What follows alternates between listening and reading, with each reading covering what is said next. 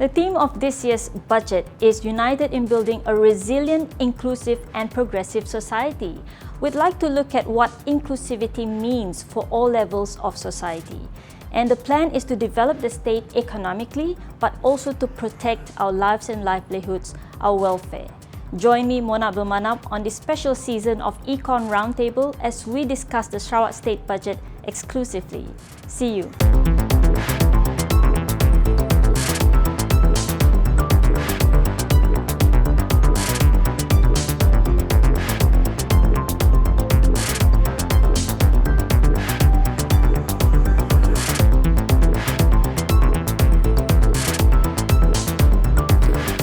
Salah satu kemahiran yang wanita kini perlu ada adalah mahir dalam menggunakan online platform, which is digital platform lah maksudnya. Contohnya seperti membuat bayaran cashless macam Sarawak Pay, apps QR Pay macamnya.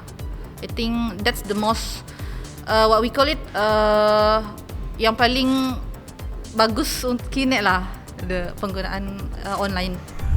Hello everyone and welcome to this Econ Roundtable episode on protecting lives and livelihoods. And today we've got two amazing ladies in the house. The first one is Datu Dr. Hajar Rashida binti Haji Bolhassan, Permanent Secretary for the Ministry of Women, Family and Community Development. Welcome on the show, Datu. Thank you. And we've got Miss Yong Lina. She is the Purple Lily Leadership and Aspiration Camp Coordinator. Welcome to the show, Lina. Yeah, thank you, Mona. Yeah, great to have you both here with us. Now, Datu, you mentioned that the budget focuses a lot on medical services, in particular hemodialysis assistance, and that's to make lives better, quality of life better for those who have to go for the treatments. Maybe tell us a bit more about this.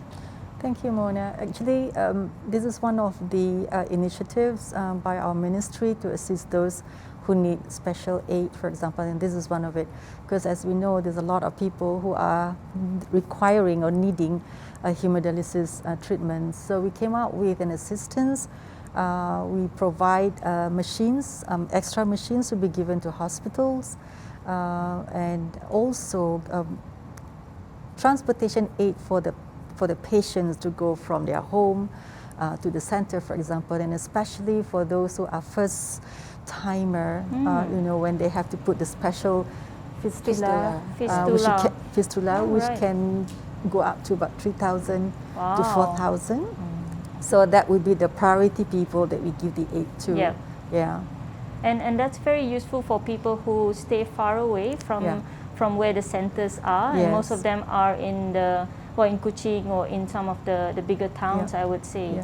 Right? That's why we have been distributing the machines to IJN in Kuching. We just recently sent one to Marudi just last week. So for this year, we have got 6 machines, and we hope to get some more to be added on for next year's budget. Wow, that's interesting. I'm part of the Rotary Club, and we also have 2 centers, hemodialysis centers, and we always have a very long list of a waiting list for people waiting. That's pretty sad to see that they have to be on the waiting list, right? The second one is the Sarawak Newborn Incentive, and I'm told that there's 1,000 per child, which is sort of a endowment fund that's given to them.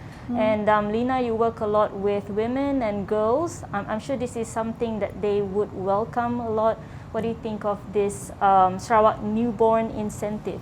Yeah, absolutely. I was just talking to Dato' Doctor just now, and the key idea for behind this endowment fund is to have some fund for them for when they're ready to go to school or pursue higher education. They have something to help them along when the time comes when they're 18. So as I understand it, it's actually an accruing fund. So it's 1,000 now, but by the time you're 18, there's actually accrued interest in there. So you actually end up getting more by the time you're 18, and you can use it to pursue your further studies, or you can use it to kick off a business that, maybe at 18 you're ready to start your own business. So definitely something for mothers to look forward to for their children. I think all mothers, especially in Sarawak, they prioritize education so much. Yeah. And we always hear about parents investing in education funds or education insurance for their children to pursue their further study. Yep. And it's great that the state has come in to further that along as well. Yep. Yeah. And they can't take this out before they're 18 years old, right? No. The maturity is when you reach 18, and only then you will be able to take out the fund. I mean, for obvious reason, if you take it earlier, you might not, you might spend it on something else. Yep. The main intention is to assist you when you're just about to go to university, as Lina said just now. Yeah. And also to maximize, 18 years collecting the interest there. Yeah. That's what you want. Yeah. And where would the fund be stored while they're waiting? And how do they apply for this or anything? You apply when you register your children's birth certificate at Jabatan Pendaftaran or Registration Department. We work with the Registration Department. The forms for that fund is being placed at all the Registration Department offices throughout Sarawak. Okay. And even if you're not in Sarawak, you can apply for it if like you're born in Semenanjung, for example, or even overseas. As long as the parents are Sarawakians or one of the parents is a Sarawakian. Oh, I see. Either the Either father or the mother doesn't yeah, matter. Oh, yeah. okay. Yeah, they have to have the K, the K that is important. Right. Yeah. And they can, when they register their newborn, Yes. they can apply immediately. They will be given a form for them to fill up, and in the form there will be checklists of what you need to. So why we work with registration department is because it's like when they register, all the details will be there, and with registration department there is another level of filter to make sure that you are really eligible Sarawakian to get that endowment fund, and they have another level of filter there in the database to say that you are indeed a Sarawakian who Right. should benefit from that. Yeah. Okay, and we've got this newborn incentive. How about mothers? Any incentives for mothers? We have this Bantuan Ibu Bersalin. Okay. Every time you give birth in Sarawak, you get 450 ringgit per each childbirth. Yeah. So this one you apply directly to the ministry, and there is there is an online application that you can and send it either online or manually to us. All right. This one we bank in directly to the mother's account. And this is by claim. That means you give birth first and then you claim.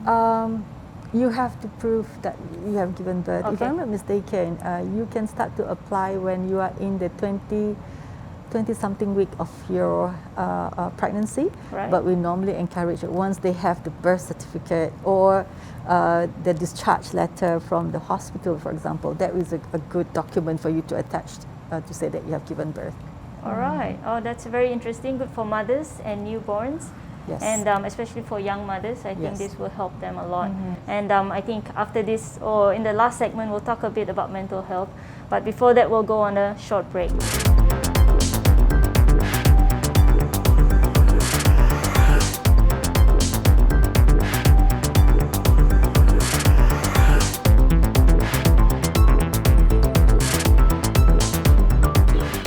Bagi kami bantuan BKSS tu adalah tindakan yang sangat bagus lah daripada kerajaan. Sebabnya banyak membantu peniaga-peniaga macam kami orang tu untuk terus berniaga dan memperbaiki ekonomi negara lah. Welcome back to Econ Roundtable. Today we're discussing protecting lives and livelihoods. And I'd like to touch on the BKSS 8.0, and that's something that a lot of people are looking forward to. It's in the budget. And there's a focus in the BKSS 8 on petty traders and hawkers and the like. And Lina, you're also a councillor with the Kuching South City Council or MBKS, and some of these people come under their jurisdiction, right? So how is it on the ground for BKSS 8.0? Yeah, certainly much welcomed relief. As we know, petty traders and hawkers, they are some of the worst hit sectors, not only in the country but around in the whole world actually. So any relief is welcome, and all this aid that they receive actually is spending money that goes back into the economy. You know, just this morning I went to tapau some bihun at my local kopitiam, supporting my local hawker, you know, and I forgot my wallet. So I asked him, can I pay you by Sarawak Pay? And then he was like, actually, I'm not sure how to use it. I only know how to use it to pay for things, but I don't know how to receive money on it. So I showed him like how to do it so I could pay him on Sarawak Pay. But the point is, I saw his wallet, you know, he was like, oh, he received the 750 from the previous tranche and he's been spending it. So he just uses it to buy things. Right. And it just shows that it's a circular economy, you know, what they receive, it goes directly back into the economy to support his other traders and other hawkers. So very much a welcome relief. Also, not to mention, during this 2 years pandemic, a lot of people have started trading as well to generate income. For example, there's a bar owner that I know, a pub owner. You know, as you know, they cannot operate. They've been operating for a long time. So they turn to selling fruits, you know, as a way to generate income. So then they become eligible, you know, to receive the later BKSS as well. Right. So actually, even in the tourism industry, some of them, they sell chicken rice now. So they probably come under this now. There you go, Yeah, because well, tourism was the hardest hit, so you can't do much of anything, in fact. And that's a pretty useful thing for it goes back to the economy. And the next one, household income growth. I think that's something also that's really big and very, very much welcome. So it says here that they want to increase the monthly median household income from 4,005 to 15,000 in 2030.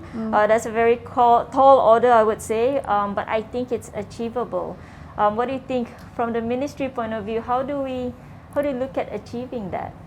I'll look into two of the groups that we serve. One are those people who are under B40, and we have the unit Usahawan UMK, Usahawan Micro Kebajikan, run by Jabatan Kebajikan of Welfare Department, and these are the people who receive aid from our welfare department. But we do not want just to keep on dishing them aid, but we want them to also be able to stand on their own 2 feet. So there have been courses to guide them on how you can do your own business and look into niche areas, what they can do and all that. I must say, last week we had a visit with our Yang Berhormat Datuk Sri Rina to our UMK cooperative, where it becomes like a collection center for all these entrepreneurs, the micro entrepreneurs. They put their products over there, and then we sell it to the people. And we encourage corporate bodies also to use or to buy their products as corporate goods, and which we have been promoting. The other part is for the women, and our women department has been quite intense in giving courses, skills, certified courses for the women as well. You name it, from cooking to makeup to massage and all that. And recently we worked with one social startup based in Kuala Lumpur, because they get funding from Google or Asia Foundation to empower women, but on the digital economy. So we call it a rebound and recover, and we recruited about 25 women from all over Sarawak, and they went on for about 6 weeks course with the social enterprise startup. And so that they will be able to also go on business online the appropriate way. I know a lot of people now are using Facebook and Instagram to do the business. But we would like it to be, you know, at a higher level, so that they are also global players as well. So we have done quite a bit there. Actually, one of my friends is a participant in that program. So she's actually a tailor at Stutong Market, and she's making face masks. So she was selected for the program. I'm so happy to hear that. And she was really impressed because they taught her how to market her face mask. They even gave her the design as well, how to make it more compliant. I think a lot of maybe their issues would be marketing. They don't even know how to market, and they don't know how to digital market their products. I mean, this is a lady who's in her 50s. Absolutely not. No idea about social media, internet marketing. So she kept going on and on about it. So it's been good. So that's fantastic, and I think we're working towards that. And I do really hope to see that happening in 2030. Right, we're going to take a short break and we're going to talk a bit about mental health after the break. See you.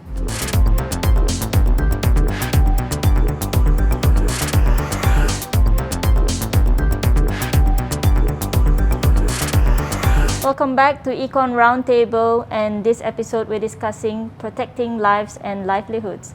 Now we promised to discuss about mental health, and in the international community there's a growing concern about mental health, and I think the pandemic has also made people aware, a bit more aware about mental health, and I think it's one of the most neglected, I would say, mental health issues. I would think so.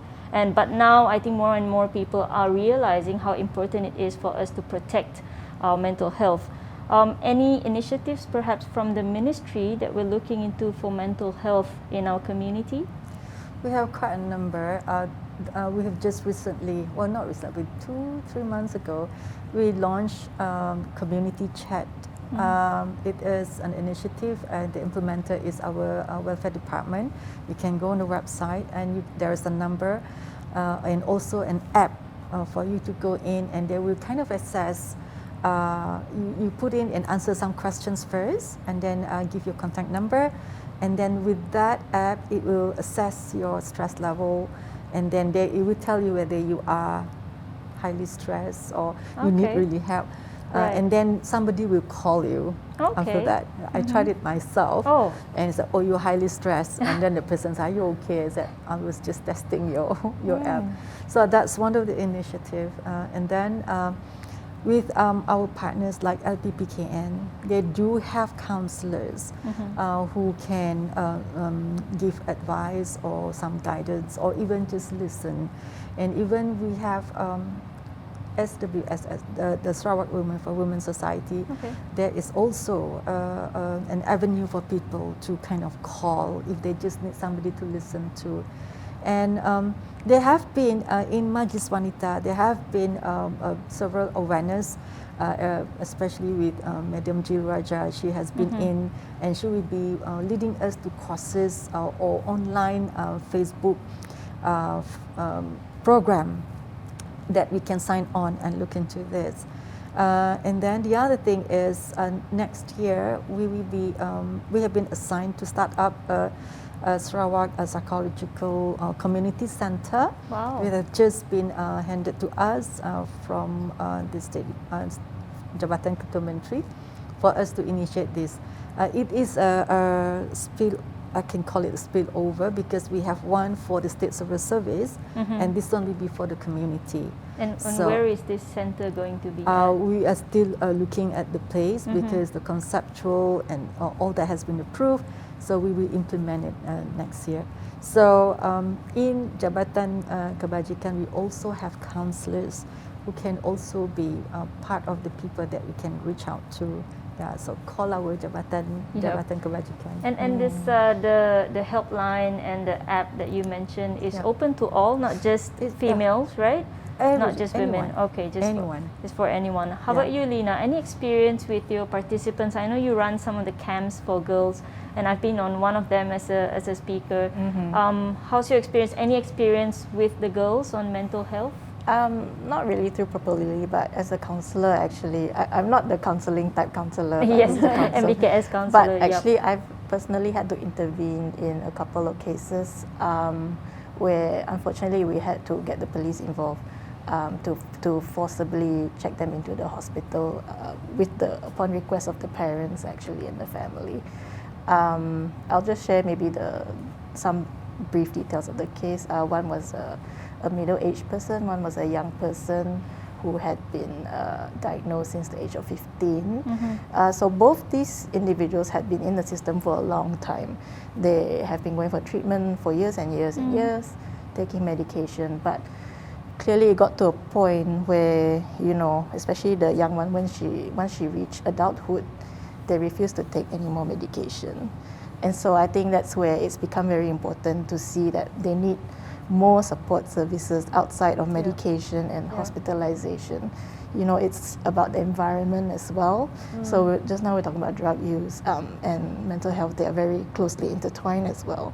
But it's all linked to the environment. You know, there's that experiment with the rats about, you know, people need some form of stimulation in their environment. So you need to live in a sufficiently stimulating environment before having to turn to, you know, an artificial stimulant. Yep. So it all comes down to, it's so interlinked, like within our neighborhood, for example, what's available to our children, what's available to our young people. They need to feel like they are fulfilled, they have enough before, you know, they don't need to get distracted by other things or substances. It all comes down to that.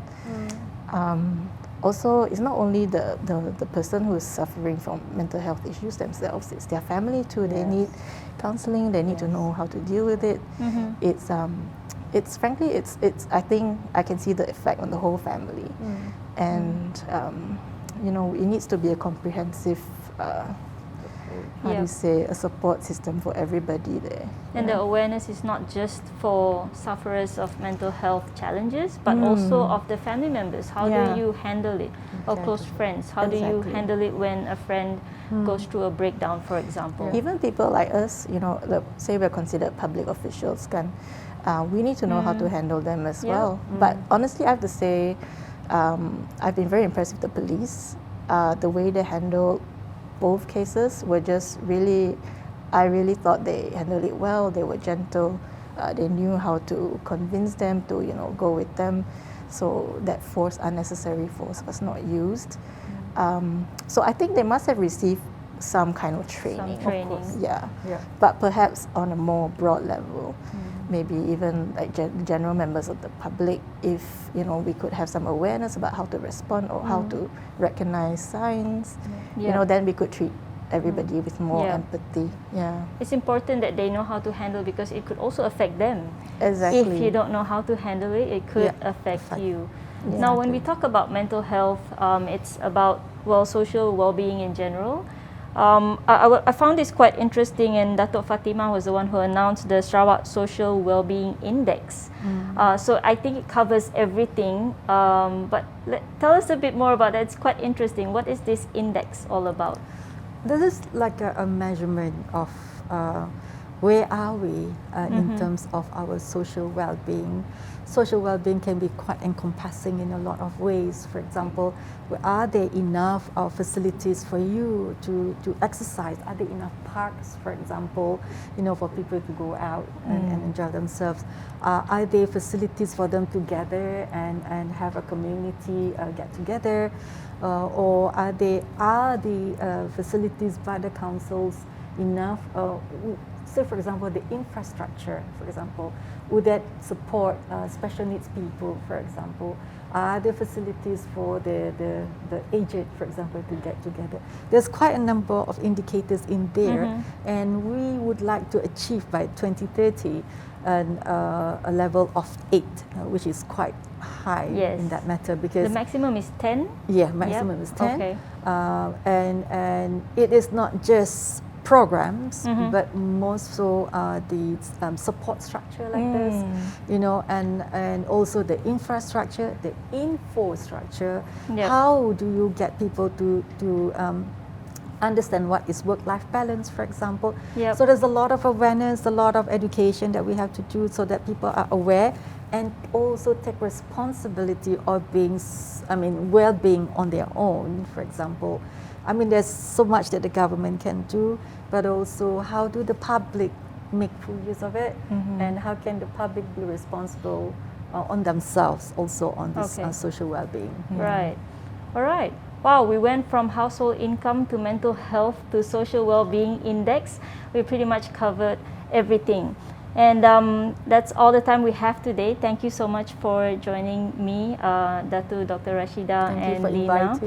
And the state of Sarawak, we want to develop not just economically, in terms of manufacturing development and all that. It's all money, money, money. But we also want to develop our social health, our social welfare, peace of mind, mental health.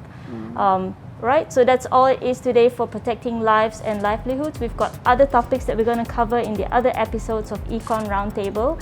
Until then, this is Mona Abdul Manap signing off. See ya.